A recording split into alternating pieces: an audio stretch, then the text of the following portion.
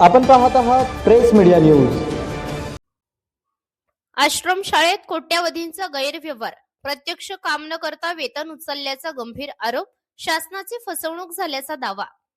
मोहोळ तालुक्यातील कामती तांडा येथील श्री परमेश्वर प्राथमिक व माध्यमिक आश्रमशाळेत मोठ्या प्रमाणात आर्थिक गैरव्यवहार झाल्याचा गंभीर आरोप समोर आला असून या प्रकरणामुळे संपूर्ण आश्रमशाळा विभागात खळबळ उडाली आहे। मिळालेल्या माहितीनुसार सदर शाळेत श्री अनिल महादेव वाळे हे लिपिक पदावर नियुक्त असताना प्रत्यक्ष कामावर हजर नसतानाही तब्बल 10 वर्षांचा पगार त्यांनी शासनाकडून उचलल्याचा आरोप करण्यात आला आहे। विशेष म्हणजे त्यांच्या अनुपस्थितीत श्री रमेश मधुकर पवार हे प्रत्यक्ष काम करत होते, म्हणजेच एकाच पदासाठी 2 व्यक्तींना वेतन अदा करण्यात आल्याचा गंभीर प्रकार समोर आला आहे। इतकेच नव्हे तर वाळे सर यांनी शाळेची सूत्र हातात घेतल्यानंतर सुमारे 19 महिने शिक्षक व कर्मचारी प्रत्यक्ष कामावर नसतानाही संबंधित अधिकाऱ्यांना कथितपणे लाखो रुपये देऊन सर्व शिक्षक कर्मचाऱ्यांचे वेतन काढून दिल्याचा आरोप तक्रारीत नमूद आहे। तक्रारीनुसार शासन नियमांनुसार एका शाळेसाठी एकच मुख्याध्यापक असणे बंधनकारक असताना या आश्रमशाळेत एकाच वेळी 2 मुख्याध्यापकांची नेमणूक दाखवून त्यांचे वेतन काढण्यात आले।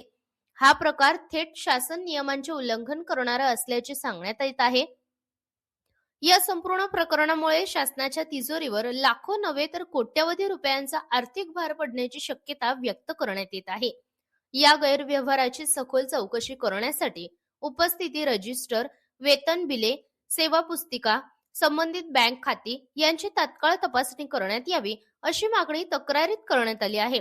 दरम्यान महाराष्ट्र राज्य पत्रकार कल्याण सेवाभावी संस्थेच्या वतीने संबंधित शाळेतील शिक्षक श्री वाळे सर यांच्या विरोधात शासनाकडे लेखी तक्रार दाखल करण्यात आली आहे। तसेच या प्रकरणाकडे सोलापूर येथील इतर मागास बहुजन कल्याण विभागातील अधिकाऱ्यांनी जाणीवपूर्वक दुर्लक्ष केल्याचा संशय देखील व्यक्त करण्यात आलाय।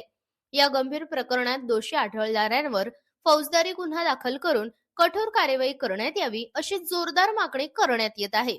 आता या प्रकरणावर इतर मागास बहुजन कल्याण संचालनालय, महाराष्ट्र राज्य पुणे तसेच शासन काय भूमिका घेतो, दोषींवर कार्यवाही होते का, याकडे संपूर्ण राज्याचे लक्ष लागले आहे।